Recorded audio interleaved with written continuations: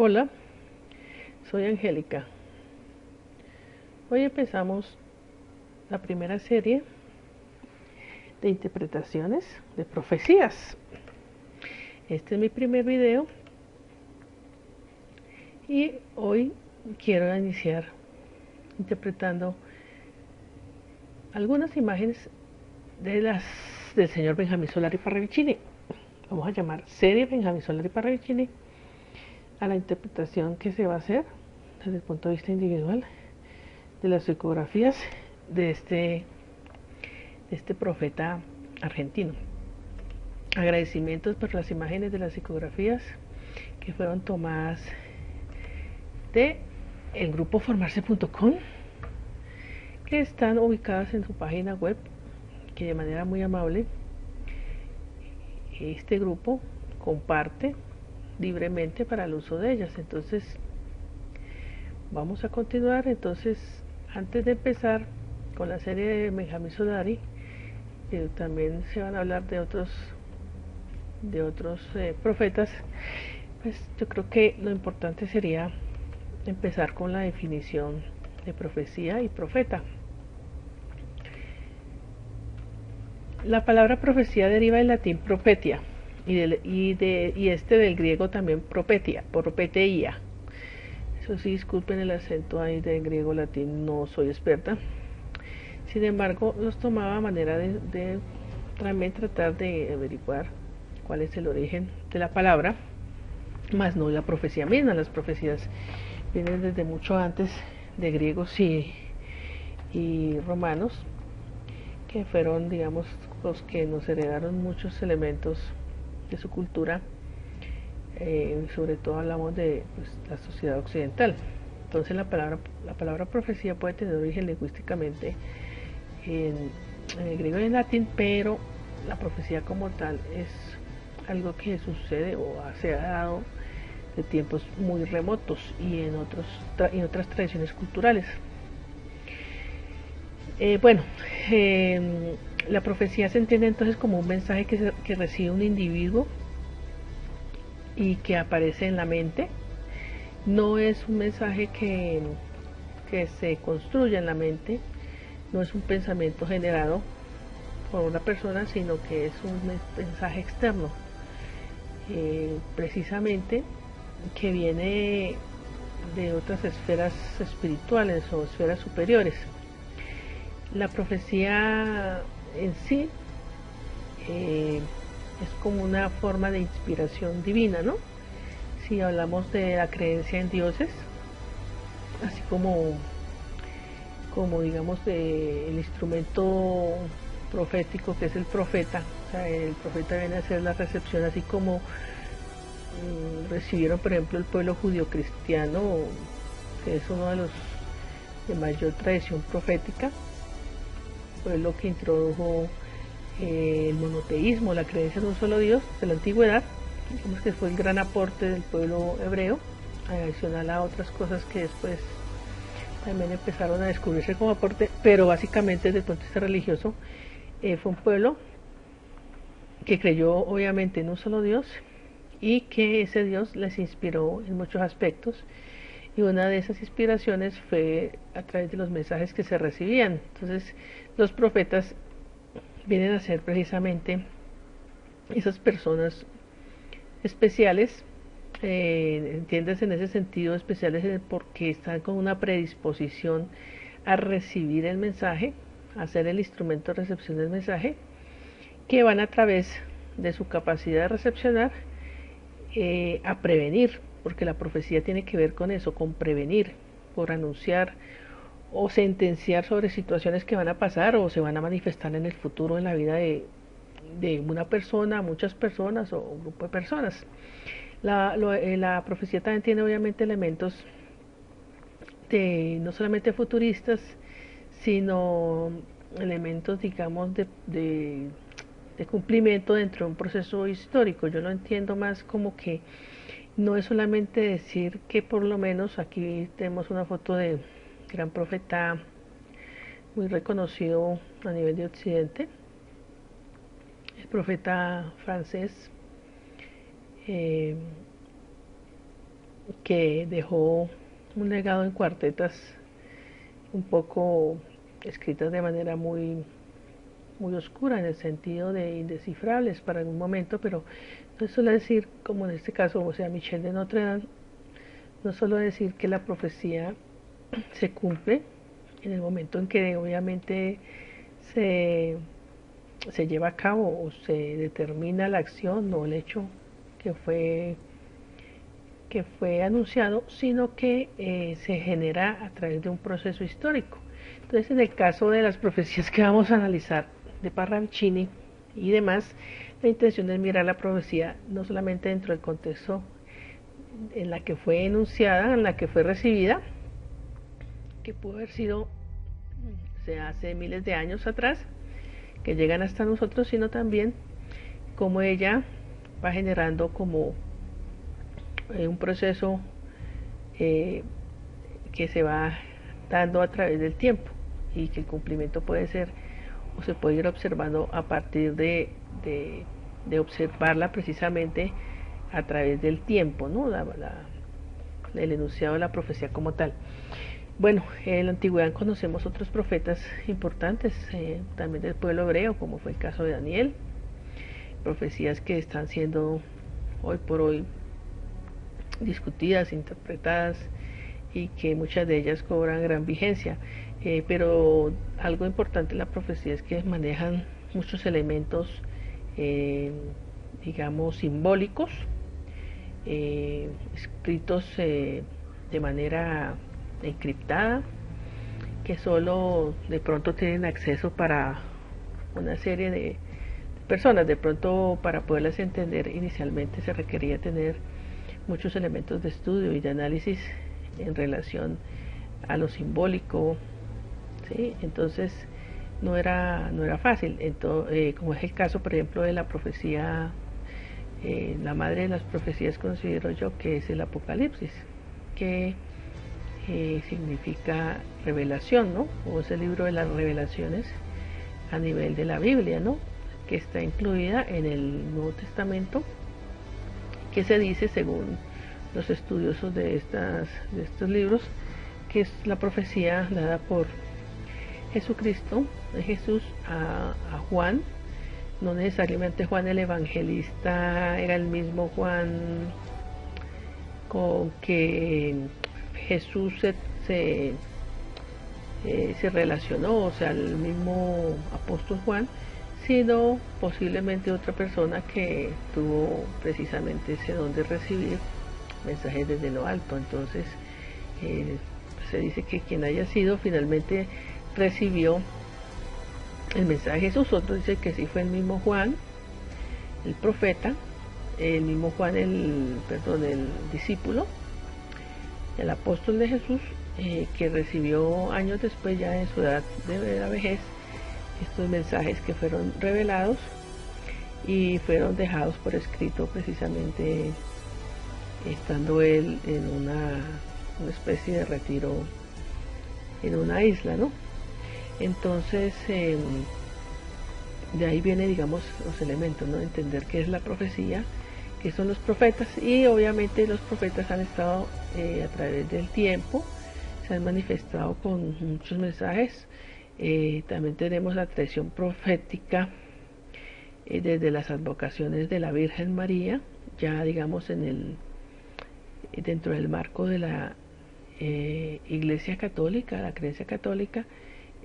Las manifestaciones o las diferentes representaciones o presentaciones que ha tenido la Virgen en diferentes partes del mundo y que ha dejado mensajes a esos instrumentos, a esos profetas, en este caso por ejemplo Fátima en Portugal, en el siglo XX, a principios del siglo XX, va a dejar un mensaje importante para el mundo católico y cristiano, de alguna manera, y creyente en general, como fue Portugal de ese momento, y eso viene hasta hoy. Incluso se sigue discutiendo precisamente los mensajes.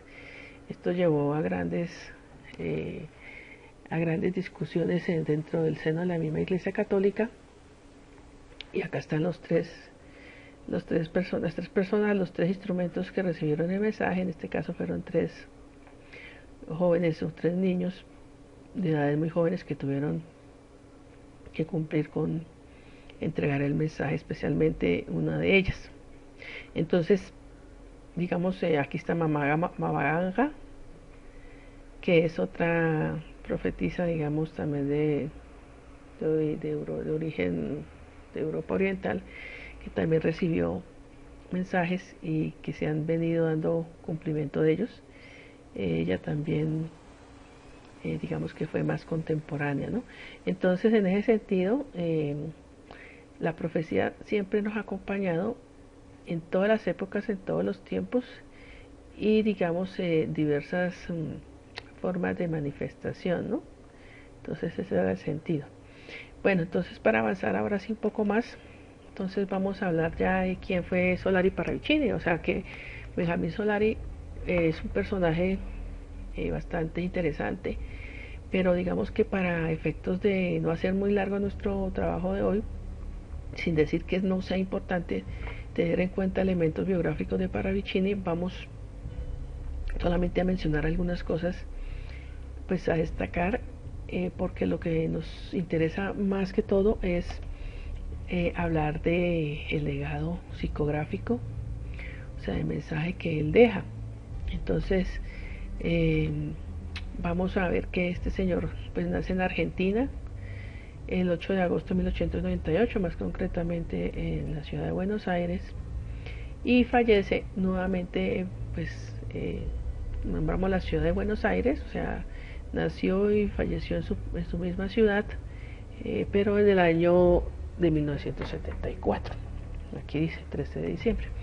O sea que hablamos de un profeta que es característico, nos acompaña una buena parte del siglo XX, finales, últimos años del siglo, nace en los últimos años del siglo XIX y su vida transcurre en el siglo XX, muriendo en el año 1974. Esto implica que estuvo o vivió durante un periodo de grandes transformaciones para el planeta Tierra y para la humanidad. Sabemos que el siglo XX fue un siglo de grandes problemas y de grandes convulsiones, ¿no? Las dos guerras mundiales, algunas revoluciones, florecimientos de ideologías. En general fue un siglo también de bastantes convulsiones, repito.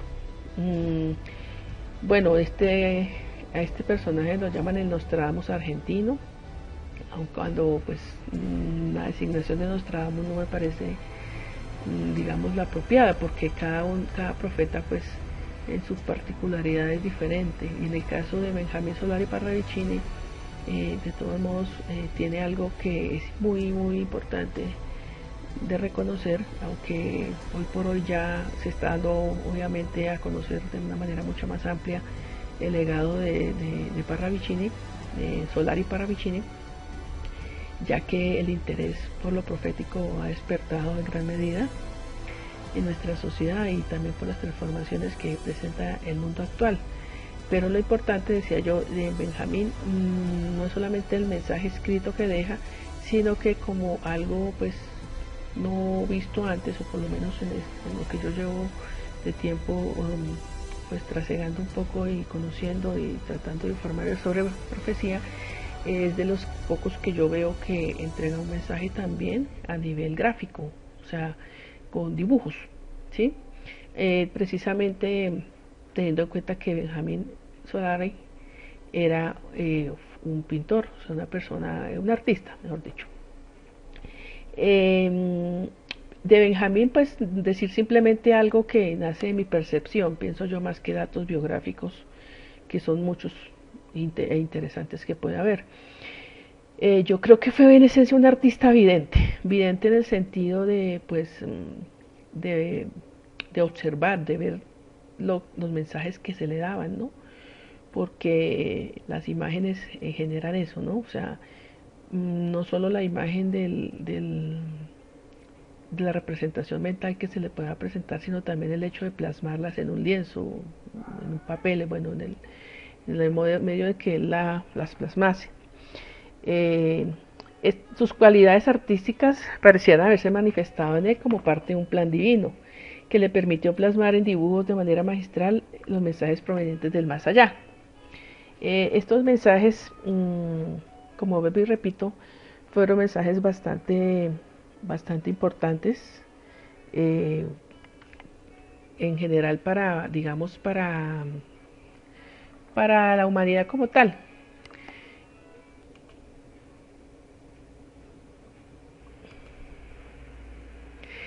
Bueno, entonces discúlpeme, aquí me salí de otra presentación para revisar algo. Entonces, les decía que era pues un artista evidente, ¿no?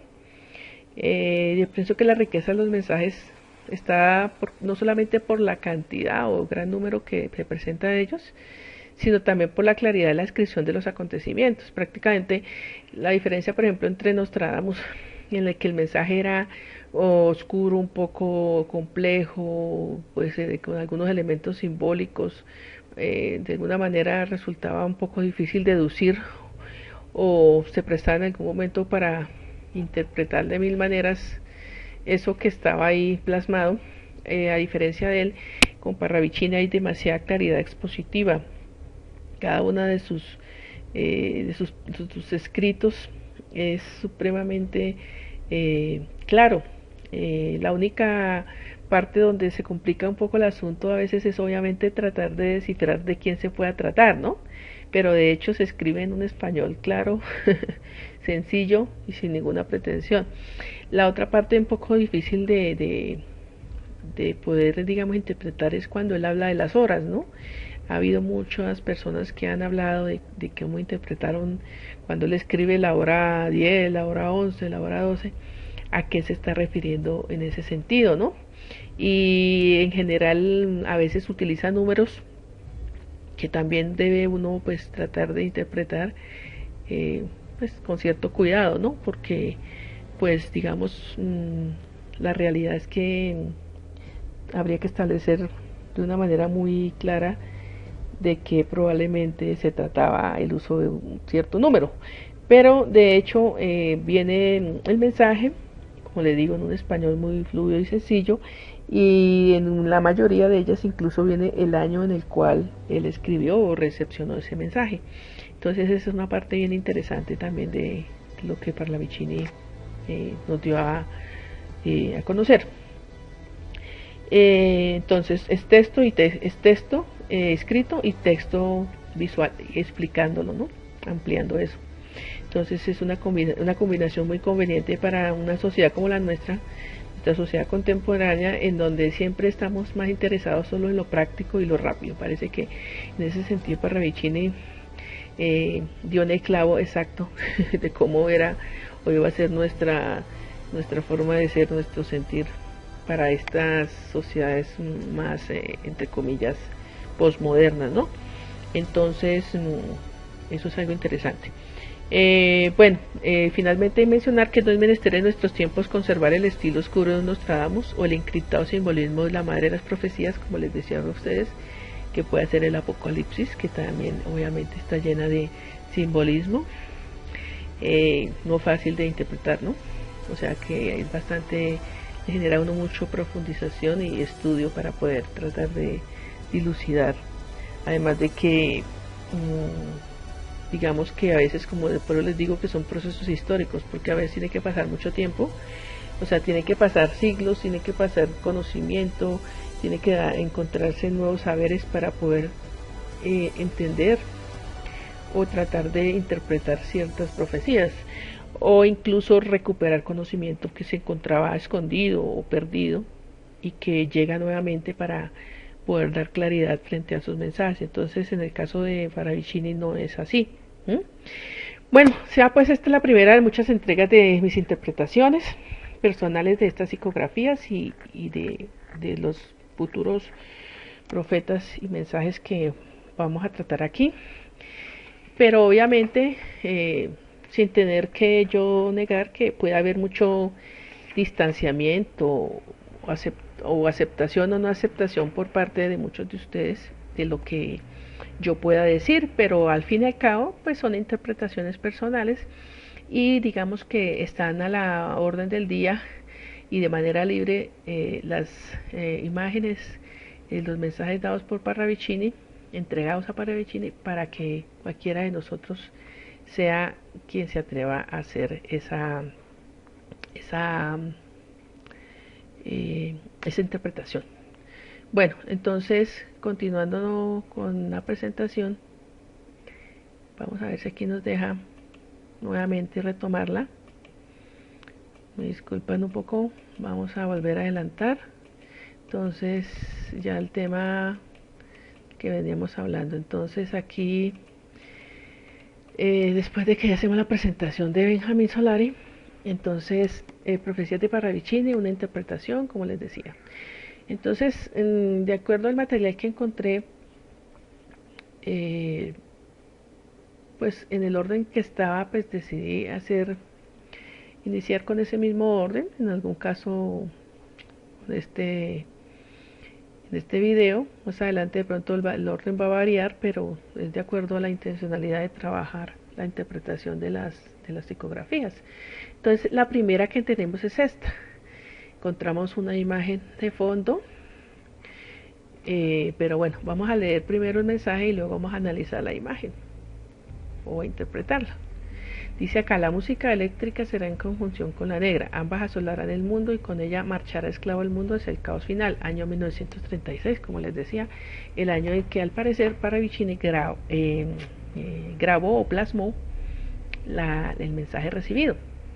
Entonces, a ver, yo que las primeras veces que yo observé las imágenes, pues obviamente uno de primera mirada pues saca algún tipo de conclusión a la ligera, pero ya estudiando más a fondo y con la intención de precisamente ver las profecías como en un proceso, una secuencia histórica, entonces pues ya observando la imagen, pues ya empiezan a sacar unos ciertas conclusiones, ¿no? Pues como vuelvo y repito, son mis conclusiones personales, son mi interpretación personal.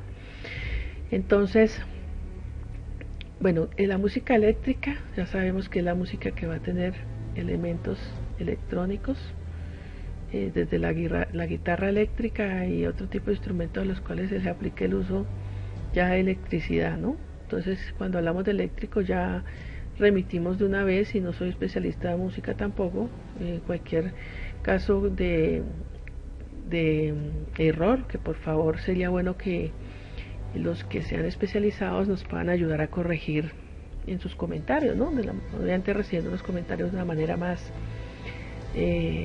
educada y la mejor manera, ¿no? Que la intención es poder interactuar aquí por este medio. Entonces, la música eléctrica, entonces aludimos a eso, ¿no? La que se hace con electricidad, electrónicamente, pues, será en conjunción, o sea, en unión con la negra. La negra, pues obviamente vamos a encontrar los géneros o los tipos de aires o musicales que, a mi entender, aquí podrían ser relacionados con la construcción cultural de los pueblos afrodescendientes. Entonces, en ese sentido hablamos de la negra. Y dice acá: ambas asolarán el mundo, la música eléctrica en conjunción con la negra asolarán el mundo y con ella marchará esclavo el mundo hacia el caos final. O sea que vamos a encontrar que es una fusión bastante llamativa, pero que va a generar una serie de problemáticas y va a generar una serie de problemas. ¿En qué sentido? Que va a esclavizar al mundo y va a generar un caos al final, ¿sí? Mundo hacia el caos final. O sea que parte de ese caos va a poder ser o se va a permitir que suceda a partir de la influencia de la música como elemento cultural. Y ya sabemos que la música obviamente es una expresión del espíritu, pero también podemos saber que puede haber ciertas situaciones en las cuales la música se utilice para fines todo menos positivos. Entonces, bueno, vamos a analizar un poco aquí la imagen. Entonces, encontramos una imagen amorfa, entiendo yo aquí debajo, que en algún caso podría representar una persona, un ser humano, pero sobre ella encontramos unos elementos aquí como de control, de amarre, que uno diría, bueno, si hablamos de música podríamos hablar de un pentagrama, ¿no? 5 líneas, aunque aquí viene una sexta, pero podríamos hablar de un pentagrama. Aquí podemos hablar de la figura de la negra, pero aquí estaría como al contrario, ¿no?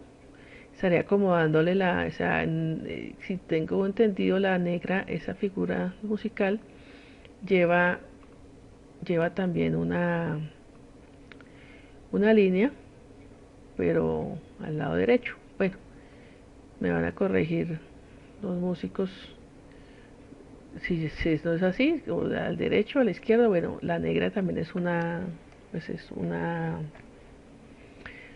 imagen de la música, ¿no? Entonces, así como existe la redonda, la blanca, la negra, pues eso me acuerdo yo de la educación que recibí de música por allá hace muchos años en el colegio, pero recuerdo que era una figura de la música, ¿no? Musical.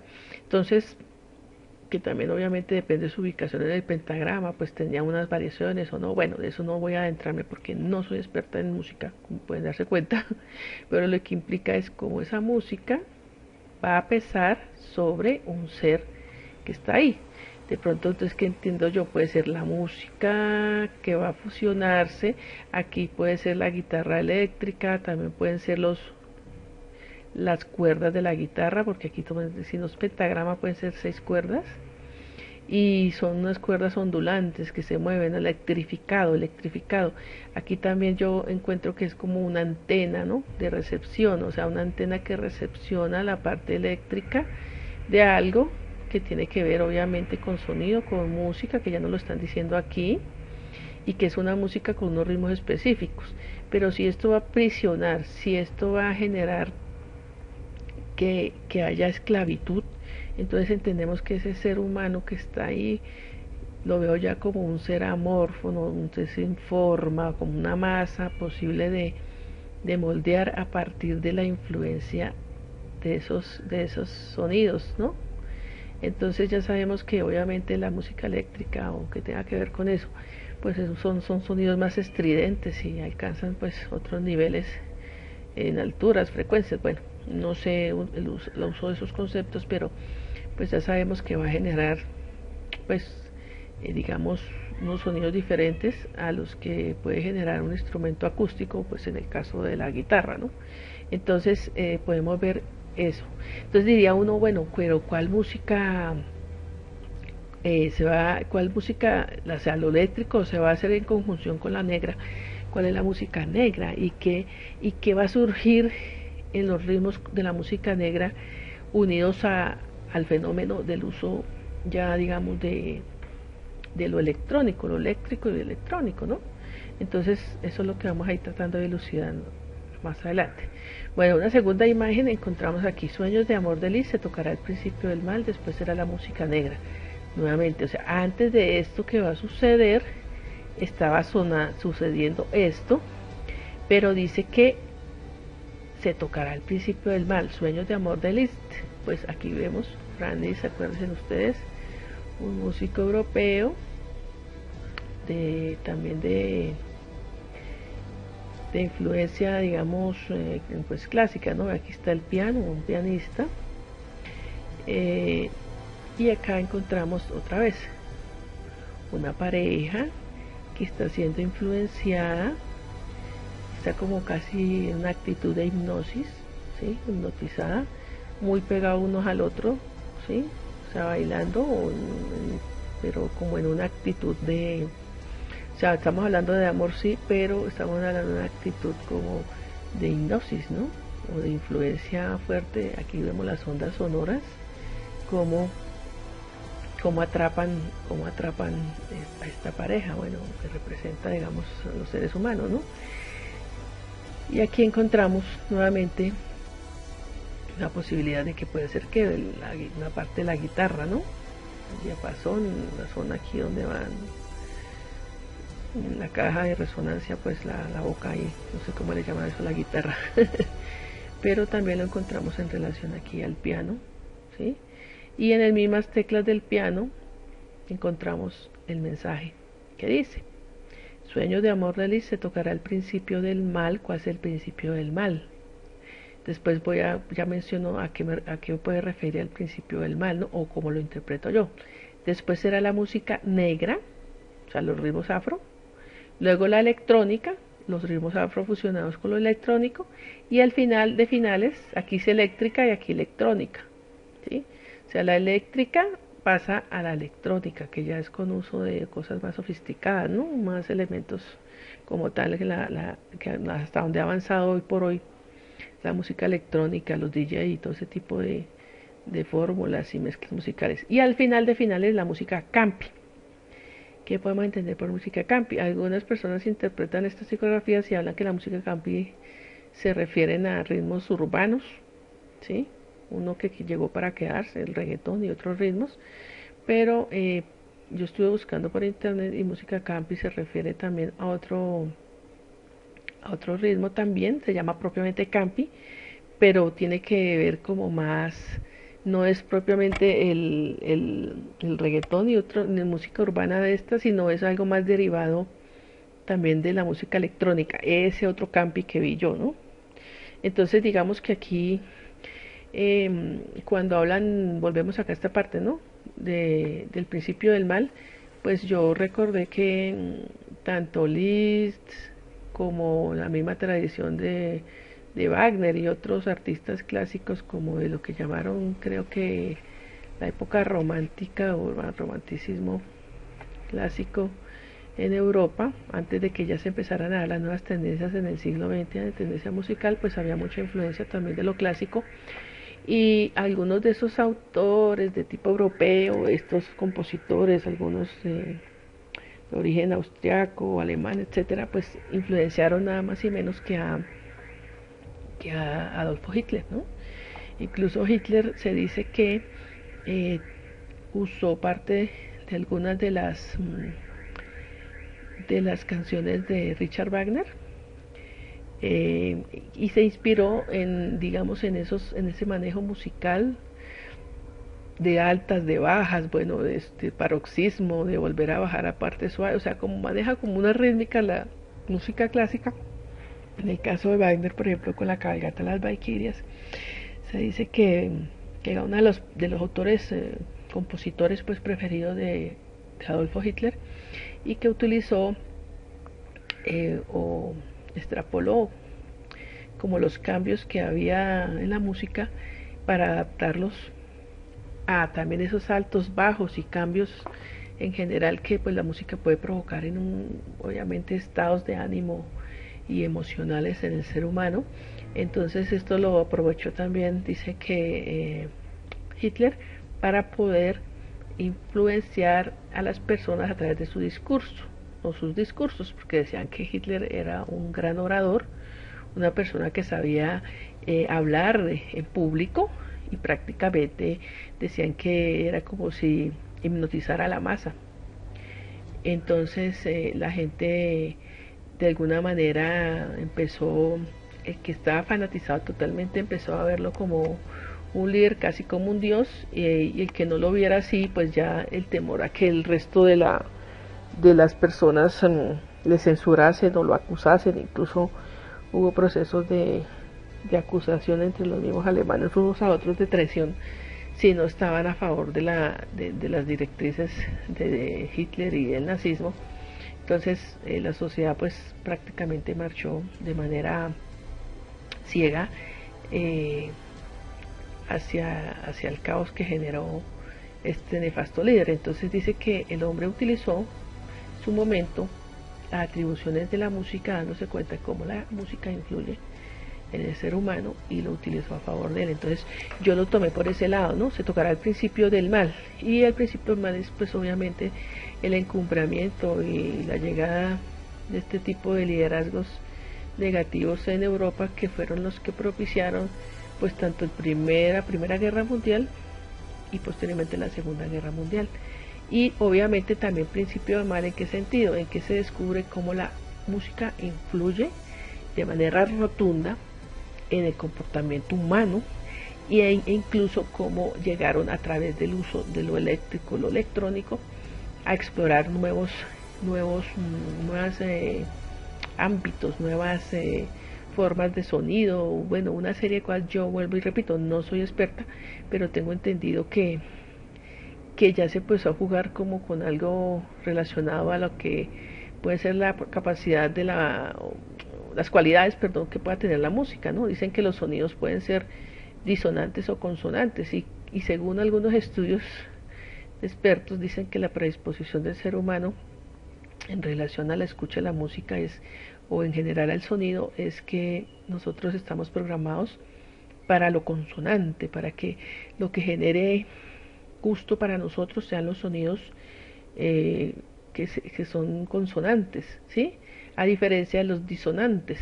Entonces, es como el sentido de la estética en la parte de la escucha musical y cómo la música, obviamente nosotros también la captamos desde una estética propia, ¿no? No no del estudiante ni del experto en música, que ya tiene un oído y un cerebro ya es preparado para esto, ya entrenado, o el músico innato que ya llega con unas grandes virtudes y que acaba de desarrollarlas en la experiencia misma de la práctica, pero pero no es así, digamos, sino todos los seres humanos tenemos esa capacidad de escuchar y de saber conmovernos o saber apreciar como el sentido estético de las cosas. Entonces, en ese caso, la música tiene un sentido estético porque nosotros estamos predispuestos para los sonidos, entendía yo y leía que explicaban de consonantes,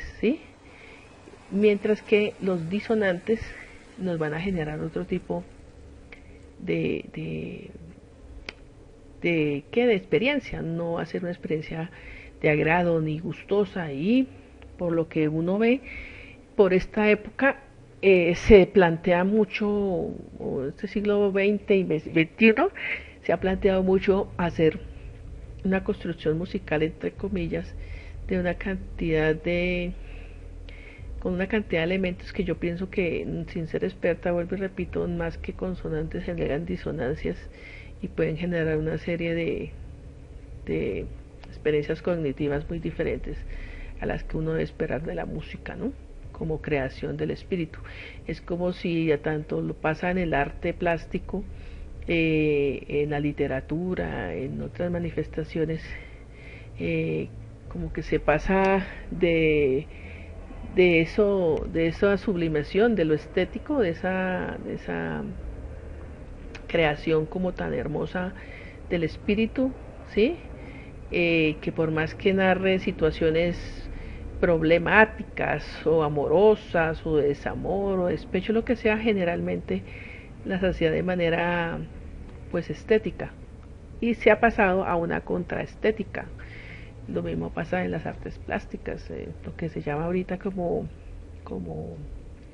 el arte el arte más que moderno, no se me olvidó, bueno, que maneja una serie de nuevas manifestaciones que si uno las ve dice, por Dios, yo no veo arte aquí porque pues para mí el arte es la estética. El arte tiene en sí obviamente unos elementos de valor supremos, y cuando uno ve que lo que se manifiesta es algo antiestético y, y ya no le encuentra uno un valor real, pues entonces ya uno dice esto no es para el espíritu. Entonces en ese sentido la música también la entiendo yo que empieza a tener como unos cambios y unas transformaciones en ese sentido. Y uno diría, pero bueno, ¿con qué pretensión o con cuál objetivo se hace eso?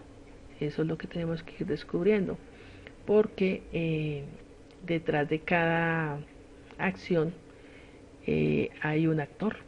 Entonces, en ese sentido es bueno ir sabiendo quiénes podrían ser esos actores, ¿no? Eh, Continuamos, entonces, la música y su influencia en el ser humano, lo que estábamos hablando. La música es la construcción, es una construcción cultural, pero también, digamos, de alguna manera espiritual, que mueve emociones, sentimientos, bueno, diferentes manifestaciones en el ser humano, y que hablamos que puede ser armónica y que pueda generar precisamente esa experiencia estética. Pero también encontramos lo que estábamos hablando, ese otro tipo de influencia que puede generar la música dentro de la experiencia estética va a tener unos cambios significativos. Bueno, la intención es ver cuáles son esos cambios significativos y descubrir cómo precisamente para el próximo capítulo de este trabajo, cómo esa música eléctrica en conjunción con la negra va a ser al principio se tocaba esto, va a generar unos cambios posteriores y que va a hacer que el hombre se esclavice y marche. Vamos a ver en el próximo trabajo cómo, o según mi interpretación, cómo se generó esa conjunción y hasta dónde esa conjunción nos ha traído hoy por hoy. Bueno, muchísimas gracias. Agradezco a ustedes acompañarme y espero se suscriban y me sigan acompañando en muchísimos más trabajos. Entonces, ahí nos quedamos y nos estamos viendo nuevamente y escuchando. Chao.